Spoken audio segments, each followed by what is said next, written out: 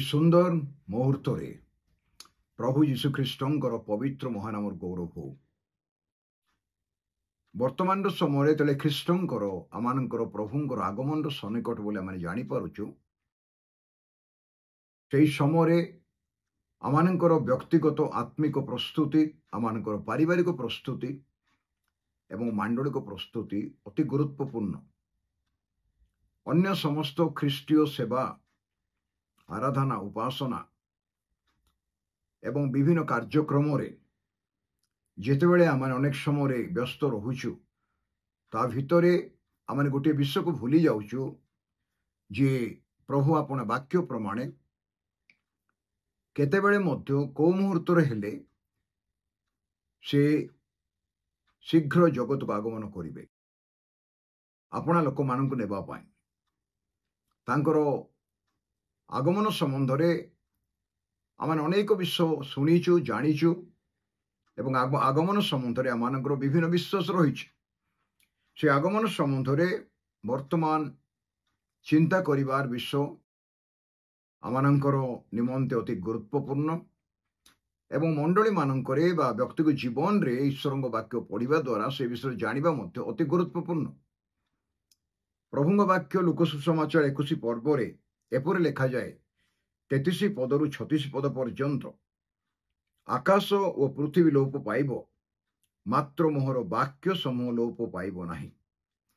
यह ईश्वर वाक्यटे प्रभु यीशुख्रीष्ट कही जे समस्त विषय लोप पाइब आकाश और पृथ्वी आकाश कहले आकाश मंडल जहाँ अच्छी से समस्त विषय लोप पाइब एवं पृथ्वी लोप पाइब मात्र ईश्वर वाक्य समूह पुरातन नियम नूतन नियम पर्यंत आदि पुस्तक प्रकाशित वाक्य पर्यंत परमेश्वर प्रत्येक वाक्य जहाँ से कहते अपना भविष्य वक्ता मान द्वारा अपना लोक मान द्वारा साधु मान द्वारा भक्त मान द्वारा प्रेरित मान द्वारा एवं निज लोक मान द्वारा से समस्त वाक्य केवे मत लोप पाइब नाही। एथिपाई ईश्वर वाक्य बाइबल जहाँ को बाइबल बोली कह जाए ईश्वर वाक्य ताहा अकाट्य वाक्य एपरिकी प्रभु कहले बिंदु की मात्रा मध्य लोप पाइब नाही। अक्षर पद शब्द तो अलग कथा एपरिकी ईश्वर वाक्यर बिंदु लेखा जाए वाक्य बिंदु विसर्ग बा मात्रा कौन से विषय लोप पाइब नाही।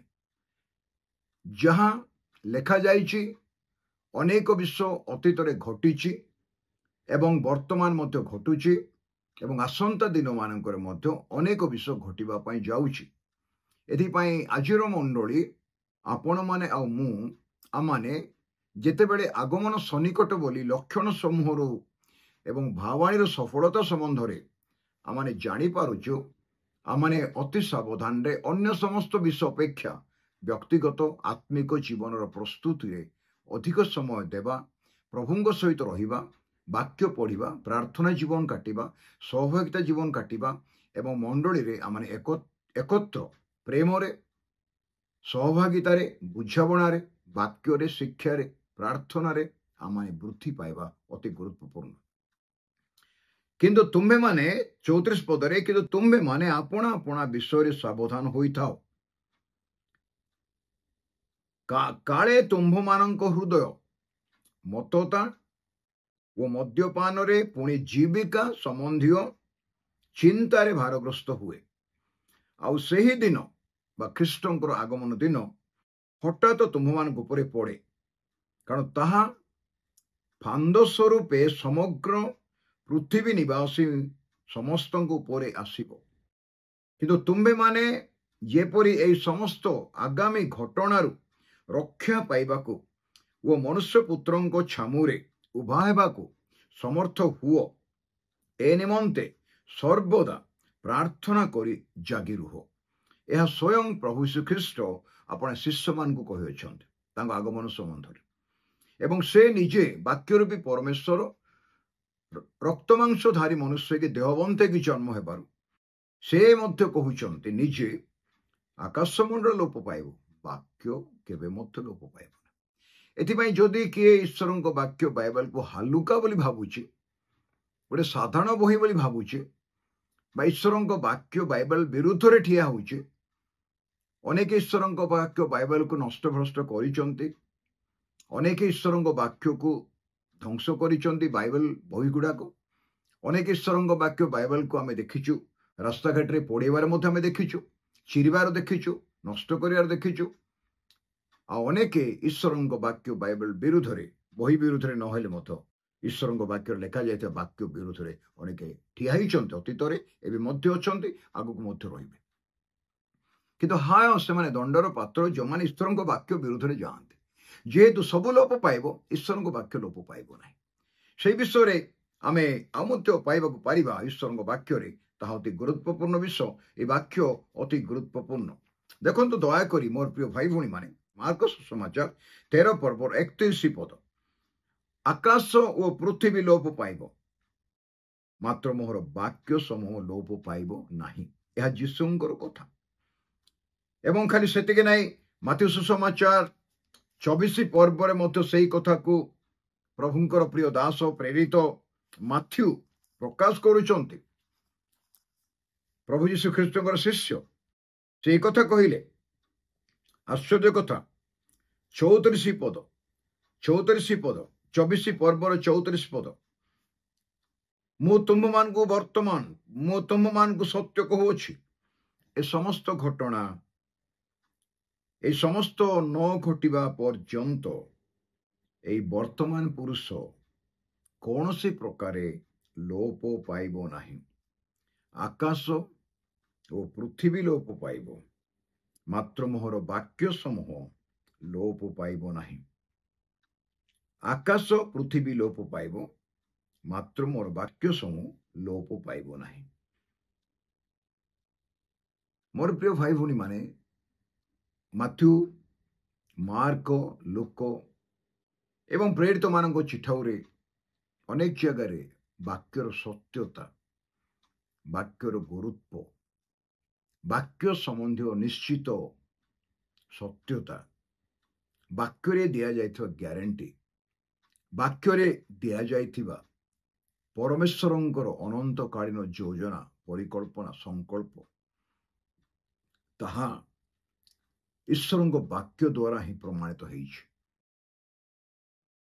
जेहेतु अतीत प्रभुंकर दास माने पुरातन नियम आरंभ शेष पर्यंत जो भविष्य वक्ता माने प्रभुंकर भक्त माने साधु माने ताको दास माने विभिन्न समय विभिन्न परिस्थिति देश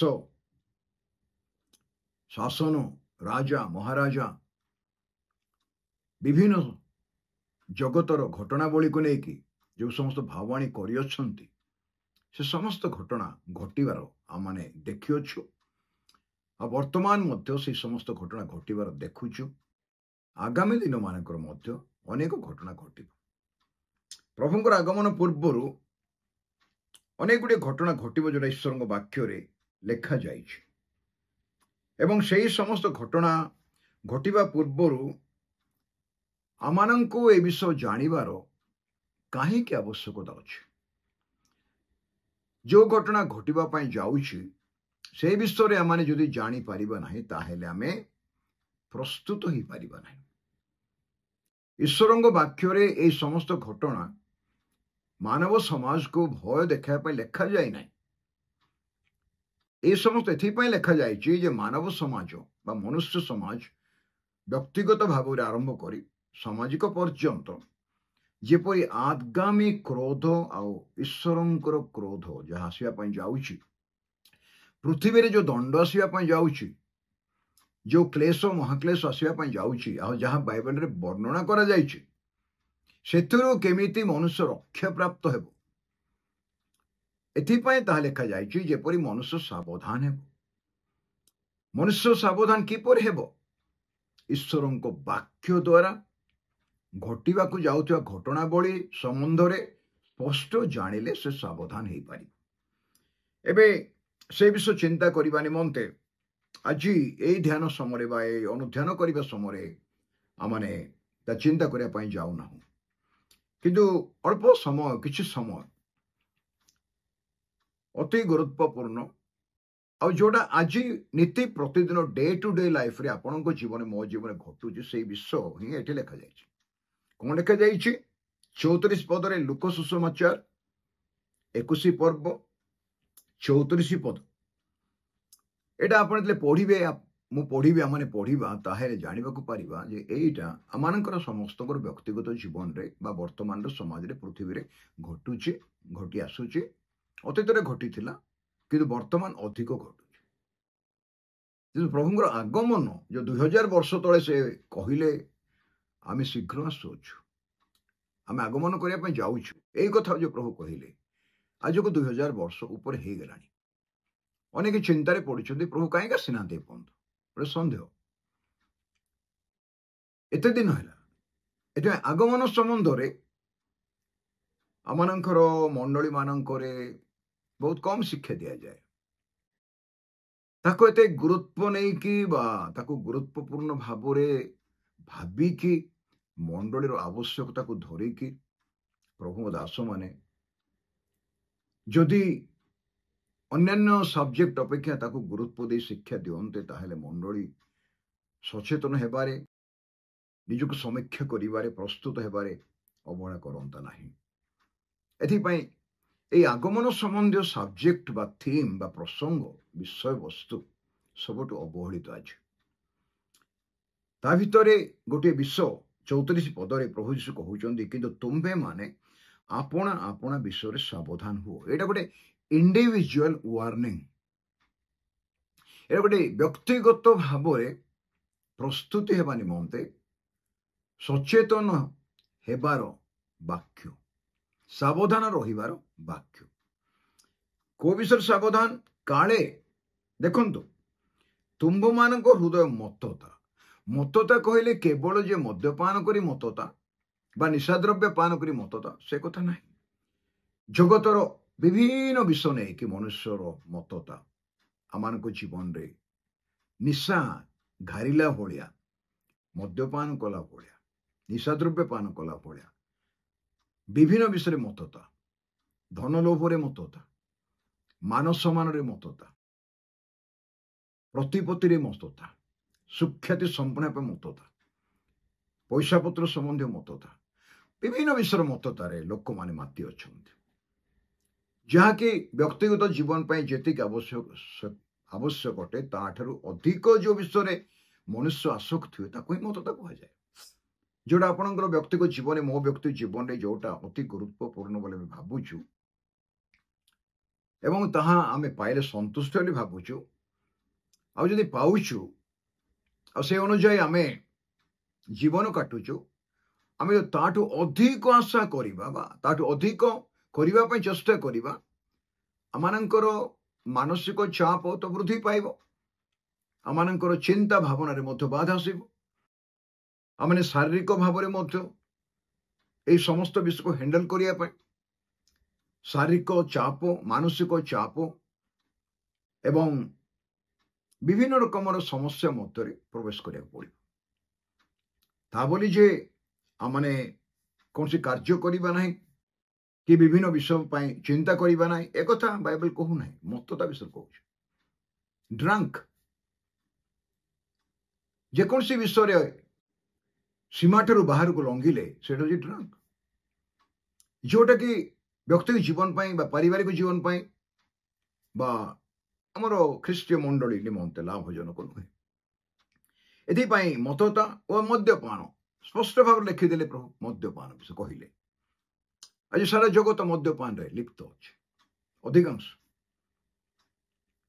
ଯେକୌଣସି ଦେଶକୁ ଯାଆନ୍ତୁ, ସମାଜକୁ ଯାଆନ୍ତୁ, ଏଇଟା ଗୋଟେ ସାଧାରଣ ଆମେ କହିବା ଭାଷାରେ ଗୋଟେ ଫ୍ୟାସନ ହେଇଯାଇଛି ମଦ୍ୟପାନ କରିବା। ପୁରୁଷ ସ୍ତ୍ରୀ, ଶିକ୍ଷିତ ଅଶିକ୍ଷିତ, ଗାଁରେ ସହରରେ ସବୁ ଜାଗାରେ ନିଶା ଦ୍ରବ୍ୟ ଗୋଟେ ଏ ପ୍ରକାର ହେଇଯାଇଛି, ଲୋକମାନେ ଏଡିକ୍ଟ ଠିକ ରହୁଛନ୍ତି। ଆଗ ଯେ ନଥିଲା ସେ କଥା ନୁହେଁ, ଆଗ ବି ଥିଲା, କିନ୍ତୁ ବର୍ତ୍ତମାନ ଯୁଗରେ ମଦ୍ୟପାନ ବା ନିଶାଦ୍ରବ୍ୟରେ ଆସକ୍ତ ହେବାଟା, ଅନ୍ୟାନ୍ୟ ନିଶାଦ୍ରବ୍ୟ ପାନ କରିବାଟା, ଗ୍ରହଣ କରିବାଟା ଗୋଟେ ବହୁତ ବଡ଼ ଧରଣର କ୍ୟାନ୍ସର ରୋଗଠାରୁ ଆହୁରି ଅଧିକ ହେଇଯାଇଛି। ଆଉ ସେଇଠୁ ଲୋକମାନେ ବାହାରି ପାରୁନାହାନ୍ତି, ପରାମର୍ଶ ଶୁଣିବା ପାଇଁ ନାରାଜ। ତାକୁ ତ୍ୟାଗ କରିବା ପାଇଁ ଲୋକମାନେ ନାରାଜ। ଏଇଟା ହେଉଛି ବର୍ତ୍ତମାନ ଅବସ୍ଥା। ନିଶାଦ୍ରବ୍ୟ, ମଦ୍ୟପାନ, ଯାହାକି ଶରୀର ପାଇଁ କ୍ଷତିକାରକ, ମନୁଷ୍ୟର ମାନସିକ ସ୍ତର ପାଇଁ କ୍ଷତିକାରକ, ବିଭିନ୍ନ ରୋଗର ଉତ୍ପାଦକ। এই ବିଷୟ ଯଦି ସମାଜରେ, ପରିବାର ଭିତରେ ଲୋକମାନେ ସଚେତନ ହୁଅନ୍ତେ, ତା ଦ୍ୱାରା ଅନେକ ଲୋକମାନଙ୍କର ବ୍ୟକ୍ତିଗତ ଜୀବନରେ ଏବଂ ଆତ୍ମିକ ଜୀବନରେ ଉପକାର ହୁଅନ୍ତା। ମୋର ପ୍ରିୟ ଭାଇ ଭଉଣୀମାନେ, ଏବଂ ଆଉ ଗୋଟେ କଥା ଲେଖାଯାଇଛି, ମଦ୍ୟପାନରେ ପୁଣି ଜୀବିକା ସମ୍ବନ୍ଧୀୟ ଚିନ୍ତାରେ ଭାରଗ୍ରସ୍ତ ହୁଏ। এই ତିନୋଟି ବିଷୟ, ଜୀବିକା ସମ୍ବନ୍ଧୀୟ ଚିନ୍ତା। ଜୀବିକା ସମ୍ବନ୍ଧୀୟ ଚିନ୍ତା କାହାର ନାହିଁ? ସମସ୍ତଙ୍କର ଅଛି। ଖାଇବା, କ'ଣ ପିଇବା, ପରିବାରକୁ କେମିତି ମେଣ୍ଟେନ୍ କରିବା, ପିଲାମାନେ କେମିତି ଖାଇବା ପିଇବା ପାଇବେ, ଘର ସଂସାର କେମିତି ଅଭାବ ରହିବ ନାହିଁ, ଭୋକିଲା ହେଇକି ଆମେ ରହିବା ନାହିଁ, ସବୁ ଗରିବଠୁ ଆରମ୍ଭ କରି ଧନୀ ପର୍ଯ୍ୟନ୍ତ ଖାଇବା ପିଇବା ଜୀବିକା ସମ୍ବନ୍ଧରେ ଚିନ୍ତା। ଜୀବିକା କହିଲେ କେବଳ ଖାଇବା ପିଇବା କଥା ନୁହେଁ, ଅନ୍ନ ବସ୍ତ୍ର ଛଡ଼ା, ବସ୍ତ୍ର, ପାରିବାରିକ ବଞ୍ଚିବା ନିମନ୍ତେ ଯେଉଁ ସମସ୍ତ ଆବଶ୍ୟକତା, ଏ ସମ୍ବନ୍ଧରେ ବର୍ତ୍ତମାନର ଲୋକମାନେ ଅଧିକ ଚିନ୍ତା କରୁଛନ୍ତି। ଆମମାନଙ୍କର ପୂର୍ବବର୍ତ୍ତୀ ପିଢ଼ି ଏତେ ଚିନ୍ତା କରୁନଥିଲେ। ସେମାନେ ଏକ ସୀମିତ ଆବଶ୍ୟକତା ଭିତରେ ବଞ୍ଚୁଥିଲେ। କିନ୍ତୁ ଆଜି ଯେତେ ପାଇଲେ ସୁଦ୍ଧା ମନୁଷ୍ୟ ସନ୍ତୁଷ୍ଟ ନୁହେଁ। ଯାହା ପାଇଲେ ମଧ୍ୟ ତାର ସୀମା ବାହାରେ ସେ ଅଧିକ ପାଇବା ପାଇଁ ତାର ଚେଷ୍ଟା, ତାର ଲାଇଫଷ୍ଟାଇଲ, ତାର ବଞ୍ଚିବାର ଧାରା, ଜୀବନ ଧାରା ସହଜ, ସୁଗମ, ପ୍ରାଚୁର୍ଯ୍ୟପୂର୍ଣ୍ଣ, ମର୍ଯ୍ୟାଦାପୂର୍ଣ୍ଣ ହେବ। ସମାଜରେ ପ୍ରତିଷ୍ଠା କରିବା ପାଇଁ ଏକ ଶୋ ମଧ୍ୟ ଦେଖାଇଲା ଭଳି ହେବ। ଲୋକମାନେ ମର୍ଯ୍ୟାଦା ଦେବେ, ସମ୍ମାନ ଦେବେ, ସେ ଲୋକ, ଏ ଲୋକ, ଏ ପ୍ରକାର ଲୋକମାନେ କହିବେ। ମୋର ପ୍ରିୟ ଭାଇ ଭଉଣୀମାନେ, ଏଥିପାଇଁ ଅନେକ ସମୟରେ ଏମାନଙ୍କର ଜୀବିକା ପାଇଁ ତ ଚିନ୍ତା କରିବାର ବହୁତ ଆବଶ୍ୟକତା ରହିଛି। ହେଲେ ମଧ୍ୟ ଆମେ ଅନେକ ସମୟରେ ଜୀବିକା ସମ୍ବନ୍ଧୀୟ ଚିନ୍ତାରେ ଅତ୍ୟଧିକ ଭାରଗ୍ରସ୍ତ ହୋଇଯାଉଛୁ, ଆଉ ତାହିରେ ମଧ୍ୟ ଆମେ ଏଡିକ୍ଟ ହେଇଯାଉଛୁ। ହେଲେ ମଧ୍ୟ, ପାଉଥିଲେ ମଧ୍ୟ ସେଥିରେ ସନ୍ତୁଷ୍ଟ ହେଇପାରୁନୁ। ଏଥିପାଇଁ ପ୍ରଭୁ ଶ୍ରୀଖ୍ରୀଷ୍ଟ କହିଲେ ଯେ କୋଉ ବିଷୟରେ ତୁମେ ସାବଧାନ ହେବ? ଆପଣା ବିଷୟରେ ସାବଧାନ ହେବ, କାଳେ এই ସମସ୍ତ ବିଷୟ ତମ ଜୀବନକୁ କବ୍ଜା ନ କରେ, ତମ ଜୀବନକୁ ଅଧିକାର ନ କରେ। ମତତା, ଜାଗତିକ ବିଷୟରେ ମତତା, ଯେକୌଣସି ବିଷୟରେ ଆମେ ଆସକ୍ତି ହେଉଛୁ, ସେଇ ବିଷୟରେ ଆମେ ମତତା, ଯୋଉଟା ଆମର ଆବଶ୍ୟକତା ଠାରୁ ବା ପାଇବା ଠାରୁ, ଦରକାର ବା ଜରୁରୀ ଠାରୁ ଅଧିକ ହେଇଯାଉଛି, ଏଟା ମତତା। ମଦ୍ୟପାନ, ନିଶାଦ୍ରବ୍ୟ ପ୍ରତି ଆସକ୍ତି, ଜୀବିକା ସମ୍ବନ୍ଧୀୟ ଆସକ୍ତି। ମୋର ପ୍ରିୟ ଭାଇ ଭଉଣୀମାନେ, ଓ ସେଦିନ ହଠାତ୍ ଯେତେବେଳେ ଆମମାନେ ଏହି ସମସ୍ତ ଅବସ୍ଥାରେ ମନୁଷ୍ୟ ଥିବ, এই ତିନିଟା ବିଷୟ ଗୁରୁତ୍ୱପୂର୍ଣ୍ଣ ଭାବରେ ପ୍ରଭୁ ଶ୍ରୀଖ୍ରୀଷ୍ଟ କହିଲେ। ଯେତେବେଳେ ଲୋକମାନେ ଏହି ସମସ୍ତ ବିଷୟରେ ଥିବେ, ଆପଣ ହୁଅନ୍ତୁ, ମୁଁ ହୁଏ, ନିଜକୁ ପରୀକ୍ଷା କରିବାର ବେଳ ଏଟା। ଆଉ ସେଦିନ ହଠାତ୍ এই ସମସ୍ତ ଭିତରେ ଯେତେବେଳେ ଗୋଟେ ଲୋକ ଏଡିକ୍ଟ ହେଇକି ଥିବ, ମାତାଲ ହେଇକି ଥିବ, ମତତାରେ ଥିବ, ଭାରଗ୍ରସ୍ତ ହେଇଥିବ, ଦୁଃସାହସିକ ଭାବରେ এই ସମସ୍ତ କରିବା ପାଇଁ ଆଗକୁ ବଢୁଥିବ, ସେଇଦିନ ହଠାତ୍ ତୁମମାନଙ୍କ ଉପରେ ପଡ଼େ, କାରଣ ତାହା ଫାନ୍ଦ ସ୍ୱରୂପେ ସମଗ୍ର ପୃଥିବୀ ନିବାସୀ ସମସ୍ତଙ୍କ ଉପରେ ଆସିବ। ଏକ ଫାନ୍ଦ, ଏକ ଜାଲ, ଏକ ଜଞ୍ଜିର, ଏକ ନେଟ୍। ଯେପରି ମାଛୁଆମାନେ ମାଛ ଧରିବାକୁ ଗଲେ ଜାଲ ପକାନ୍ତି, ମାଛ ଗୁଡାକ ଛନ୍ଦି ହେଇଯାଆନ୍ତି। ଶିକାରୀ ଯେତେବେଳେ ଜାଲ ପକାଏ, ଆକାଶର ଚଢ଼େଇମାନେ ପଡ଼ିଯାଆନ୍ତି, କି ବନ୍ୟ ପଶୁମାନେ ପଡ଼ିଯାଆନ୍ତି, ଜାଣିପାରନ୍ତିନି ଏଟା ଫାନ୍ଦ ଆଉ ଜାଲ। କି ସମୁଦ୍ରର କି ନଦୀର ମାଛ ଜାଣିପାରନ୍ତିନି ଏଟା ଗୋଟେ ଫାନ୍ଦ ଆଉ ଜାଲ ବୋଲି। ମୋର ଭାଇ ଭଉଣୀମାନେ, ଆଜି ଅନେକ ଆମମାନଙ୍କ ମଧ୍ୟରେ ଜଗତର এই ସମସ୍ତ ଜାଲରେ ଛନ୍ଦି ଅଛନ୍ତି। ସେଦିନ ପ୍ରଭୁ ଶ୍ରୀଖ୍ରୀଷ୍ଟ କହିଲେ, ତମେ ଯାଅ ସମ୍ମୁଖସ୍ଥ ସେଇ ଗ୍ରାମକୁ, ଆଉ ଗୋଟେ ଗଧ ଛୁଆକୁ ବନ୍ଧା ହେଇଥିବା ଦେଖିବ। ବନ୍ଧନ ଅବସ୍ଥା, ମନୁଷ୍ୟର ଅଦୃଶ୍ୟ ଭାବରେ ବନ୍ଧନ। ଅଦୃଶ୍ୟ ଭାବରେ ଏକ ଜାଲରେ ମନୁଷ୍ୟ ଛନ୍ଦି ହେଇଯାଇଛି। ଆଜିର ମନୁଷ୍ୟ ଯୁବା ପୁଅ ଝିଅମାନେ ଅନାବଶ୍ୟକ ବିଷୟରେ ଜାଲରେ ପଡ଼ିକି ଅଛନ୍ତି, ଛନ୍ଦି ହେଇଯାଇଛନ୍ତି। କାର୍ଯ୍ୟରେ ଚାକିରି ବାକିରି, ଇନକମ୍, ପଇସା ପତ୍ର, ଧନ ସମ୍ପତ୍ତି, ମାନମର୍ଯ୍ୟାଦା, ଲାଳସା, ପଦବୀ, ବିଭିନ୍ନ ବିଷୟରେ ଲୋକମାନେ ଜାଲରେ ପଡ଼ି ଛନ୍ଦି ହେଇକି ରହିଯାଇଛନ୍ତି। ଅନେକ ସମୟରେ ଯେଉଁମାନେ ଜାଲରେ ପଡ଼ିଥାନ୍ତି, ଆପଣ କୁହନ୍ତୁ ସମୁଦ୍ରର ମାଛ କି ନଦୀର ମାଛ, ଆକାଶର ଚଢ଼େଇ କି ବନ୍ୟ ପଶୁ, ସେମାନେ ଜାଣିପାରନ୍ତି ନାହିଁ ଯେ ଆମେ ଜାଲରେ ପଡ଼ି ଯାଇଛୁ। ଏତିକି ସେମାନେ ଜାଣନ୍ତି ଯେ ମୁଁ ଆଗକୁ କାହିଁ ଘୁଞ୍ଚି ପାରୁନି। ଜାଲରେ ଯିଏ ପଡ଼ିଛି, ଗୋଟେ ପକ୍ଷୀ, ଗୋଟେ ଚଢ଼େଇ ପଡ଼ିଯାଇଛି, ସେ ଉଡ଼ି ପାରିବ ନାହିଁ। ଯେଉଁ ଜାଲରେ ମାଛ ପଡ଼ିଯାଇଛି ସେ ବାହାରି ପାରିବ ନାହିଁ, ଚେଷ୍ଟା କରୁଥିବ ନେଟରୁ ବାହାରିବା ପାଇଁ। ଯେଉଁ ଜନ୍ତୁ, ଯେଉଁ ପଶୁ ଜାଲରେ ଛନ୍ଦି ହେଇଯାଇଛି, ସେ ଯିବା ପାଇଁ ଚାହୁଁଥିବ, କିନ୍ତୁ ତାର ପାଦରେ କି ତା ବେକରେ କି ତା ଦେହରେ ସେ ଦଉଡ଼ିଟା, ସେ ଫାନ୍ଦ ଦଉଡ଼ି ତାକୁ ବାନ୍ଧି ଦେଇଥିବ, ଆଗକୁ ଯାଇପାରୁନଥିବ। ଆଜି ଆପଣ ଆଉ ମୁଁ ଆମେ ଅନୁଭବ କରିପାରୁଛୁ କି ଯେ ଆମମାନଙ୍କ ଯାତ୍ରା କଠିନ ହେଇଯାଉଛି, ଆମେ ଆଗକୁ ବଢ଼ିପାରୁନୁ। ଆପଣ ଆଗକୁ ବଢ଼ିପାରୁ ଭାବୁଛନ୍ତି ମୋର ସବୁ ଠିକ ଅଛି, କିନ୍ତୁ ଯୋଉଠି ଅଛନ୍ତି ସେଇଠି ଅଛନ୍ତି, ପାଦେ ଆଗକୁ ଯାଇପାରୁନାହାନ୍ତି। Not able to take another step. ଯଦି ଆଗକୁ ପାଦେ ଯାଇପାରୁନାହାନ୍ତି ବା ଯାଇପାରୁନାହୁଁ, ତାହେଲେ ଆମମାନଙ୍କୁ ସଚେତନ ନେଇ ବର୍ତ୍ତମାନ ବୁଝିବାର ସମୟ ପଡ଼ିଛି। ଯେ କଣ ସେ ବୁଝିବାର ସମୟ? ଯେ ମୁଁ କୋଉଠି ଛନ୍ଦି ହେଇଯାଇଛି। ଆଗମନ ପ୍ରକୃତରେ କଣ? ବାଇବେଲରେ ଆଗମନ ସମ୍ବନ୍ଧରେ କଣ ଶିକ୍ଷା ଦିଆଯାଏ, সেই ବିଷୟ ଆଜି এই ସମୟରେ ମୁଁ କହୁନାହିଁ।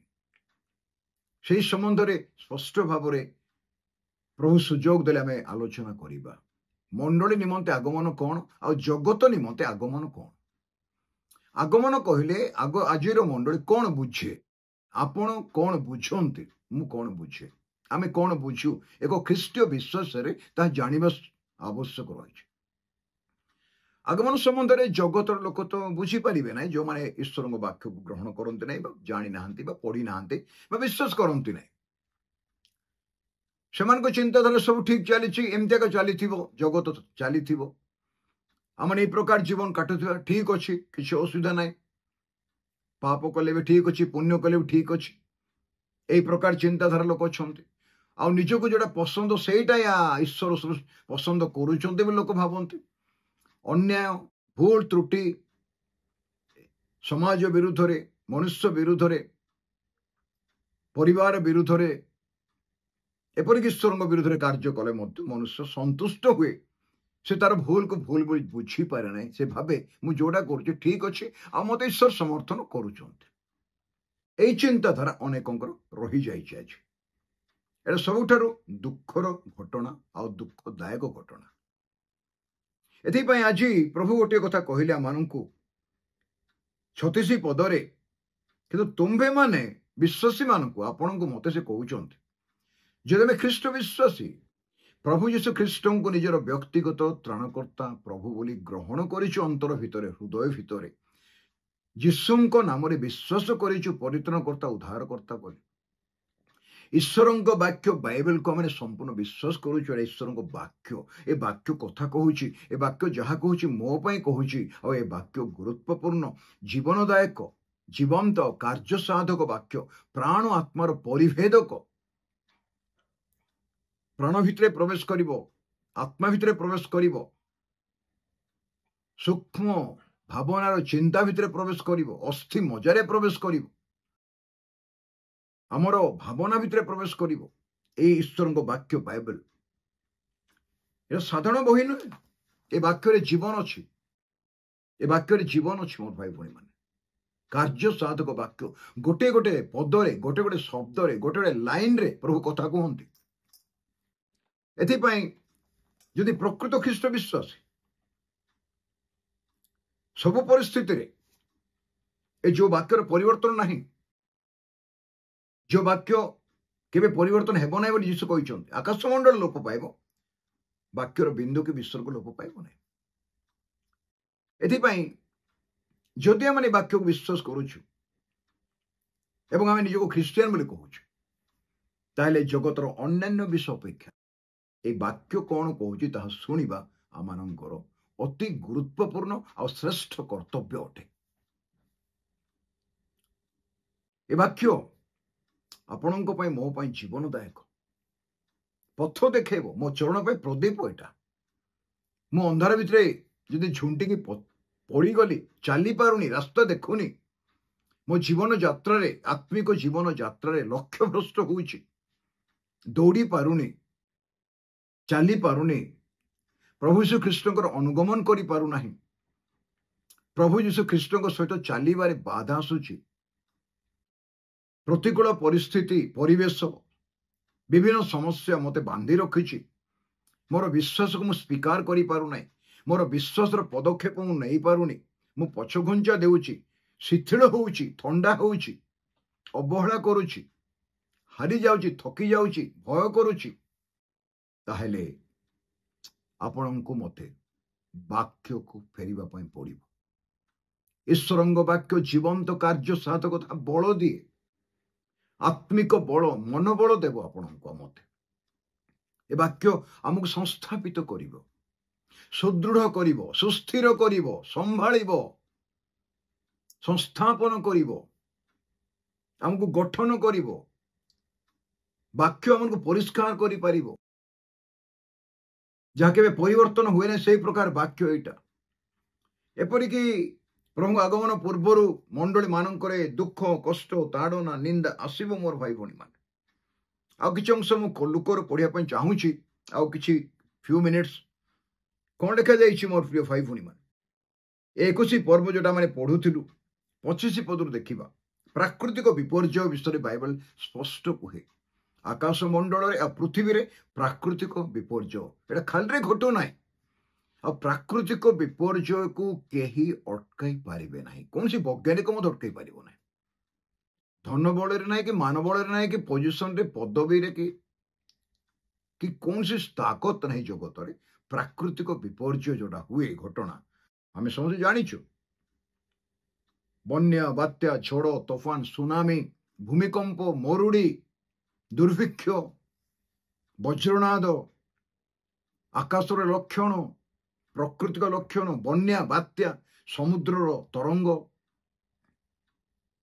एगुड़ाक अग्नेयगिरी ताको किए अटकाइब ताको किए अटकाई पारिबे नाही कौन कहूँ ईश्वर वाक्य 25 पदरे लुक 21 पद पुणी सूर्य चंद्र और नक्षत्रमाल लक्षण देखा गोटे लाइन लिखिदे सूर्य चंद्र और नक्षत्रमाला केते नक्षत्र अच्छा मुझे जानी आप जाना कई जाना वैज्ञानिक मैंने जाना कि गणी थे से कि ना देथिबे एटा सेटा बोली कि प्रभु प्रत्येक नक्षत्र को ना धरिकी डाकती बोली बाइबल कहे कोटि कोटि नक्षत्र थिबे सौर जगत रे आकाश मंडल करे केते सेटा हेवेन्स लिखाई ग्रह तारा नक्षत्र केते थिबो प्रभु जानिछथि से मानक से ना दे धरिकी डाकिले से माने प्रभुଙ୍କ सामने उपस्थित हुअन्ति एतबे नक्षत्रमाला रे एवं सूर्य चंद्र रे लक्षण देखा जिवो आमे अमावस्या पूर्णिमा चंद्र ग्रहण एटा हैला सेटा हैला अनेक विषय कहूछु एवं तार रीजन तार कारण आम दर्शाई चेष्टा करुछु किंतु प्रभुंकर निर्धारित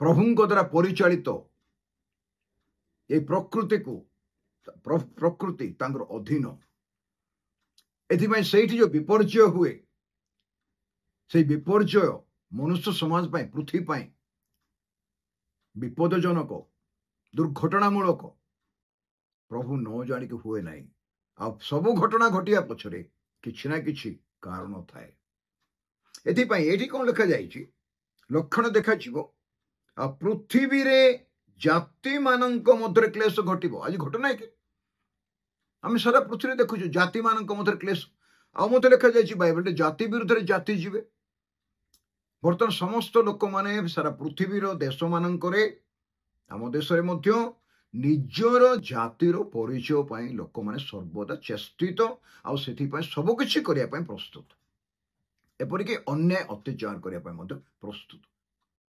ନିଜର ଏକ ଆଇଡେଣ୍ଟିଟି ପରିଚୟ ପାଇଁ ସାରା ପୃଥିବୀରେ ଚାଲିଛି। ଏଇଟା ନିର୍ଦ୍ଦିଷ୍ଟ ସମାଜ ପାଇଁ ଲେଖାଯାଇ ନାହିଁ। ଏଥିପାଇଁ ଜାତିମାନଙ୍କ ମଧ୍ୟରେ କ'ଣ ଘଟଣା ଘଟିବ? କ୍ଲେଶ ଘଟିବ। ଜାତି ବିରୁଦ୍ଧରେ ଜାତି ତ କ୍ଲେଶ ନିଶ୍ଚୟ ଘଟିବ। ଶତ୍ରୁତା, ବିବାଦ, ହିଂସା, ଯୁଦ୍ଧ, ପ୍ରତିଶୋଧ ପରଣ ହେବ, ସମାଲୋଚନା, ଈର୍ଷା, ପ୍ରତିଶୋଧ, ଜାତିମାନଙ୍କ ବିରୁଦ୍ଧରେ ଜାତି। ବାଇବେଲ ଲେଖା ହେଉଛି କଥା। ଏଥିପାଇଁ ଏଇ ଯୋଉ କ୍ଲେଶ ଘଟିବ, ସମୁଦ୍ର ଓ ତରଙ୍ଗର ତର୍ଜନ ଗର୍ଜନ ହେତୁ ସେମାନେ ହତବୁଦ୍ଧି ହେବେ। ଏବେ ଅଳ୍ପ ଦିନ ତଳେ ଆମେ ଶୁଣିଥିଲୁ ସୁନାମି ହେଉଛି ଆଲାସ୍କା, ରାଷିଆ, ନର୍ଥ ଆମେରିକାର ବିଭିନ୍ନ ଅଞ୍ଚଳରେ। ଆମେ କିଛି ବର୍ଷ ପୂର୍ବେ ଶୁଣିଥିଲୁ ସୁନାମି ଜାପାନରେ ହେଲା, ଆମ ଦେଶରେ ମଧ୍ୟ ହେଲା। ଆଉ ସେ ଦୃଶ୍ୟ ଦେଖି ହେବ ନାହିଁ। ଅନେକ ସମୟରେ ଆମେ ଦେଖିଛୁ ସୁପର ସାଇକ୍ଲୋନ ସବୁ ଦେଖିଛୁ, ଆମମାନଙ୍କ ଆଖିରେ ଦେଖିଛୁ, ଅନୁଭବ କରିଛୁ। ମୁଁ ମୋର ବୟସରେ ଏ ପ୍ରକାର ଅନେକ ବିଷୟ ଆଖିରେ ଦେଖିଛି, ଘଟଣା ବିଷୟରେ ଶୁଣିଛି, ପଢିଛି, ନ୍ୟୁଜରେ ଦେଖିଛି, ଟିଭିରେ ଦେଖିଛି, ଆପଣ ବି ଦେଖିଛନ୍ତି। ଏଥିପାଇଁ ଲୋକମାନେ ହତବୁଦ୍ଧି ହେବେ। ମନୁଷ୍ୟର ଯେତେ ଜ୍ଞାନ ଥିଲେ ମଧ୍ୟ, ମନୁଷ୍ୟର ଯେତେ ଧନବଳ ଥିଲେ ସୁଦ୍ଧା ମନୁଷ୍ୟ ହତବୁଦ୍ଧି ହୁଏ। କେବେ କେବେ ତାକୁ ବାଟ ବଣା ହେଇଯାଏ, ସେ କିଛି ବୁଝିପାରେ ନାହିଁ ମୁଁ କ'ଣ କରିବି ବୋଲି ସେ ମନୁଷ୍ୟ ବୁଝିପାରେ ନାହିଁ। ଏ ପ୍ରଭୁ ଯୋଉ କହିଲେ ମୁଁ ଯୋଉ ଭାବାଣୀ ସବୁ କହିଛି ପୁରାତନ ନିୟମରେ ନୂତନ ନିୟମରେ ସବୁ ଲୋପ ପାଇବ, ତାଙ୍କୁ ବାକ୍ୟ ଲୋପ ପାଇବ ନାହିଁ। ଏଥିପାଇଁ ବାକ୍ୟ ଲୋପ ପାଇବ ନାହିଁ ବୋଲି ଯଦି ଈଶ୍ୱରଙ୍କ ବାକ୍ୟ ବାଇବେଲ କୁହେ, ତାହେଲେ କ'ଣ କ'ଣ ଘଟଣା ଘଟିବ ସେଇ ବିଷୟରେ ଆପଣ ମୁଁ ସଚେତନ ହେବା ଦରକାର। ଆଉ ବିଶ୍ୱାସ ହିସାବରେ ବିଶ୍ୱାସ କରି ସଚେତନ ହେବା ଦରକାର। ଯଦି ପ୍ରଭୁ ଆଗମନ କରିବେ, ଯାହାଙ୍କର ଆଗମନ କରିବାର ଅଛି ସେ ନିଶ୍ଚୟ ଆଗମନ କରିବେ, ବିଳମ୍ବ କରିବେ ନାହିଁ। ଆମେ ଆଗମନ ସମୁଦ୍ରରେ ପ୍ରଚାର କଲେ, ଆଗମନ ସମୁଦ୍ରରେ ଗୀତ ଗାଇଲେ କିଛି ହେବ ନାହିଁ। ବ୍ୟକ୍ତିଗତ ପ୍ରସ୍ତୁତି ଉପରେ ସବୁ ନିର୍ଭର କରେ ମୋର ପ୍ରିୟ ଭାଇ ଭଉଣୀ ମାନେ। ଶେଷ କରିବା, କ'ଣ ଲେଖା ହେଇଛି? ତାପରେ ସେ କହୁଛନ୍ତି ଜଗତ ଉପରେ ଆସୁଥିବା ଘଟଣା ସବୁ, ଲୋକମାନେ ହତବୁଦ୍ଧି ହେବେ ଏବଂ ଜଗତ ଉପରେ ଆସୁଥିବା ଘଟଣା ସବୁ। କ'ଣ କ'ଣ ଘଟଣା ଆପଣ ତ ଦେଖିପାରୁଛନ୍ତି, ସକାଳ ପାଇଲେ କ'ଣ କ'ଣ ଘଟଣା ଘଟୁଛି ଆପଣଙ୍କର ଚତୁର୍ଦିଗରେ, ଆମର ଚତୁର୍ଦିଗରେ, ଆମ ପରିସର ଭିତରେ, ଆମ ଅଞ୍ଚଳରେ, ଆମ ଦେଶରେ, ଅନ୍ୟାନ୍ୟ ସମାଜରେ, ଆମ ସମାଜରେ କୋଉଠି କ'ଣ ଘଟୁଛି, ରାଜନୈତିକ କ୍ଷେତ୍ରରେ, ସାମାଜିକ କ୍ଷେତ୍ରରେ, ଧର୍ମନୈତିକ କ୍ଷେତ୍ରରେ, ଅର୍ଥନୈତିକ କ୍ଷେତ୍ରରେ, ଶିକ୍ଷା କ୍ଷେତ୍ରରେ, ସ୍ୱାସ୍ଥ୍ୟ କ୍ଷେତ୍ରରେ କ'ଣ କ'ଣ ଘଟଣା ଘଟୁଛି, କୋଉଟା ଠିକ କୋଉଟା ଭୁଲ ଆମେ ଜାଣିପାରୁଛୁ। ଆଉ ଅନେକ ସମୟରେ ଭୁଲକୁ ମନୁଷ୍ୟର ପ୍ରବୃତ୍ତି ସମର୍ଥନ କରିବାଟା, ଭୁଲରେ ଆନନ୍ଦ କରିବାଟା ଆମେ ଦେଖିପାରୁଛୁ। ଭୁଲକୁ ସମର୍ଥନ କରିବାଟା, ଅନ୍ୟାୟକୁ ସମର୍ଥନ କରିବାଟା ଦିନକୁ ଦିନ ବଢୁଛି। ନ୍ୟାୟ ପାଇଁ କେହି ମଧ୍ୟ ଚିନ୍ତା କରୁନାହାନ୍ତି। ବହୁତ କମ ଲୋକ ନ୍ୟାୟ ବିଷୟରେ, ସତ୍ୟ ବିଷୟରେ ଚିନ୍ତା କରନ୍ତି, ବିଶ୍ୱସ୍ତ ବିଷୟରେ ଚିନ୍ତା କରନ୍ତି। ଏଥିପାଇଁ ଏ ଲେଖାଯାଇଛି ପୁଣି ଜଗତ ଉପରେ ଆସୁଥିବା ଘଟଣା ସବୁକୁ, ଯୋଉ ଘଟଣା ସବୁ ଘଟୁଛି ଆମମାନଙ୍କ ସମ୍ମୁଖରେ, ନାରୀ ଧର୍ଷଣ, ହତ୍ୟା, ଠକାମି, ଭଣ୍ଡାମି, ଲୁଟ୍, ଅନ୍ୟ ଅତ୍ୟାଚାର, ପ୍ରତିଶୋଧ, ବିଭିନ୍ନ ବିଷୟ, ବିନା କାରଣରେ ଜଣକୁ ଆକ୍ରମଣ କରିବାଟା, ଅନେକ ରାଜନୀତି ଫାଇଦା, ଅନେକ ବିଷୟ ଗୁଡ଼ା ଘଟୁଛି। ସାମାଜିକ ଶତ୍ରୁତା, ଜାତିଗତ ଶତ୍ରୁତା, ଧର୍ମଗତ ଶତ୍ରୁତା ବଢି ଚାଲିଛି। ଏ ସମସ୍ତ ବିଷୟ ଦେଖି କ'ଣ ହେବେ? ଏ ଘଟଣା ସବୁ ଆସୁଛି, ତାକୁ ଦେଖି ଆଶ୍ଚର୍ଯ୍ୟ ଘଟଣା, ଲୋକମାନେ ମୂର୍ଚ୍ଛିତ ହେବେ, ଫେଣ୍ଟ ହେଇଯିବେ, ବୁଝିପାରିବେନି କ'ଣ କରାହେବ। they will faint it, କାରଣ ଆକାଶ ମଣ୍ଡଳର ଶକ୍ତି ସମୂହ ବିଚଳିତ ହେବ। ଯେତେବେଳେ ପୃଥିବୀରେ ଅନ୍ୟାୟ ବଢେ, ବୃଦ୍ଧି ପାଏ, ଆକାଶ ମଣ୍ଡଳର ଶକ୍ତି ବିଚଳିତ ହେବ। ସୋଦମ ଗମରାରେ ପାପ ବୃଦ୍ଧି ପାଇବାରୁ ଅଗ୍ନି ବୃଷ୍ଟି ହେଲା, ଗନ୍ଧକ ବୃଷ୍ଟି ହେଲା ଆକାଶରୁ। ନୋହଙ୍କ ସମୟରେ ଭୟଙ୍କର ପାପ ହେଲା ଜଗତରେ। ଏଥିପାଇଁ କ'ଣ ହେଲା? ପ୍ରଭୁ ପରମେଶ୍ୱର ଦଣ୍ଡ ଦେଲେ, ପାପ ସ୍ୱର୍ଗ ପର୍ଯ୍ୟନ୍ତ ଉଠିଗଲା, 40 ଦିବାରାତ୍ର ଜଳ ପ୍ଲାବନ ହେଲା, ଆଉ ପୃଥିବୀ ବୁଡିଗଲା। ଆଉ ପୃଥିବୀର ସବୁଠାରୁ ଉଚ୍ଚତମ ପର୍ବତର 15 ଫୁଟ ଉପରେ ପୃଥିବୀର ପାଣି ରହିଲା। ନୋହଙ୍କର କେବଳ ଗୋଟିଏ ପରିବାର, 8 ପ୍ରାଣୀ, ଗୋଟିଏ ଜାହାଜ, ଯୋଉଟା ପ୍ରଭୁ କହିଥିଲେ, ସେଇ ଜାହାଜରେ ପ୍ରବେଶ କରି ସେମାନେ ସୁରକ୍ଷିତ ହୋଇକି ରକ୍ଷା ପାଇଲେ। ଆଉ ଯୋଉ ପ୍ରାଣୀ ମାନଙ୍କୁ ନେଇକି ଯାଇଥିଲେ ସେମାନେ ରକ୍ଷା ପାଇଲେ। आम ईश्वर वाक्य बाइबल द्वारा अनेक जगह देखीचु कि प्रकार अन्याय अत्याचार भूल पाप मंदता हेले विनाश आसे आ प्रभु आपण लोक मान रक्षा करती सेटा आम देखीचु एथिपाई एटी कौन लिखा जाए शेष पद 28 पद किंतु यही समस्त घटना आरंभ हेले तुम्भे माने ऊर्ध्व दृष्टि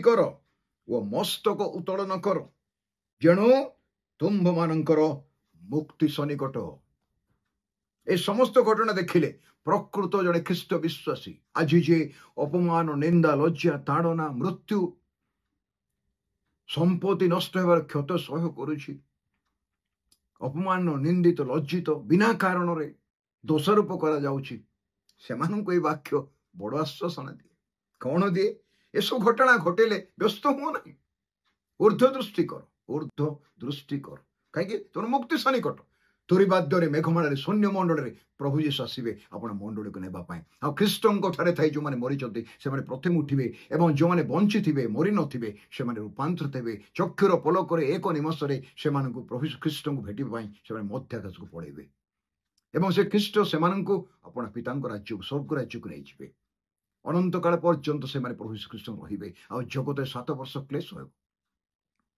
भयंकर क्लेश शेष 3 वर्ष 6 मास भंड ख्रीष्टर शासन समय सारा पृथ्वी रे ताड़ना ईश्वर को क्रोध ढला जीव सप्त मुद्रा भंगा जीव सप्त दूत माने सप्त तरी फुंकिबे सप्त मेघगर्जन हेब सप्त क्लेशर पात्र ढला जीव पृथ्वी आरंभ आज पर्यंत जो प्रकार क्लेश है नहीं दंड आसने से प्रकार दंड आसो लोक मैंने पहाड़ पर्वत लुचिबे मृत्यु खोजे पाइबे ना यही प्रकार अवस्था से 7 वर्ष भर पूर्व प्रभु यीशु ख्रीष्ट अनुग्रह हस्त विस्तार कर काल्वरी क्रूसरे बलिदान करी पापर हिसाब किताब तुटई देइचंती शयतान को जय लाभ करिसंती मृत्यु को जय लाभ करिसंती नरक को जय लाभ करिसंती जगत को जय लाभ करिसंती आपनकर हिसाब किताब मोर हिसाब किताब अकाउंट आम विरुद्ध जो अकाउंट सब थिला काल्वरी क्रूसरे ताको तुटई देइचंती एदिबे मोर प्रिय भाई भूणी माने नम्रतार सहित आज आपण मु कहया पई चाहे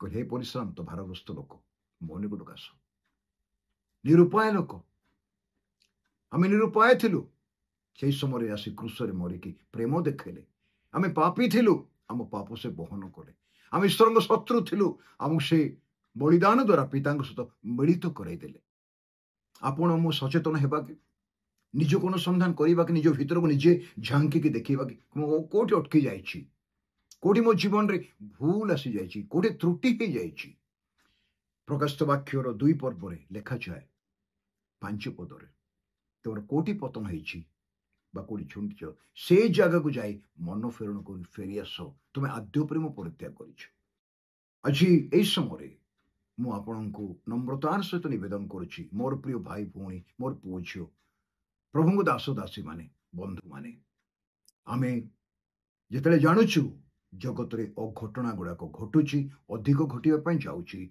आ धीरे धीरे ईश्वर वाक्य बाइबल प्रमाणे जगत विनाश को गति करुच्ची दंड को गति करुच्ची ईश्वर को फेरवा कि जगत ईश्वर को फेरब कि आमर बंधु बांधव प्रियजन परिवार वर्ग प्रभु आड़ को फेरवे कि जीशु ख्रीष्ट को परित्राणकर्ता उद्धारकर्ता पाप क्षमाकारी प्रायश्चित कर बुझे कि उद्धार प्राप्त होगा निमंते एक आपंकर कर्तव्य मोर कर्तव्य जीशु ख्रीष्टर सुसमाचार रे परित्राण अच्छी ईश्वर शक्ति अटे अन्य पाखे पहुंचेबा कि मोर भाई भूणी मान जो वाक्य के परिवर्तन हो ना आसु निर्भर करवा आकाश मंडल लोप पाइब वाक्यर बिंदु की विसर्ग कौन से लोप पाइब ना जहाँ लेखा जाइए घटी घटुची घटब आज यदि प्रस्तुत रहा काली प्रस्तुत रहा सर्वदा प्रस्तुत थी केमती प्रस्तुत रहा देखो कौन लिखाई शेष पद 36 पद लिखा जाइए किंतु तुम्भे माने जेपरि समस्त आगामी घटनारू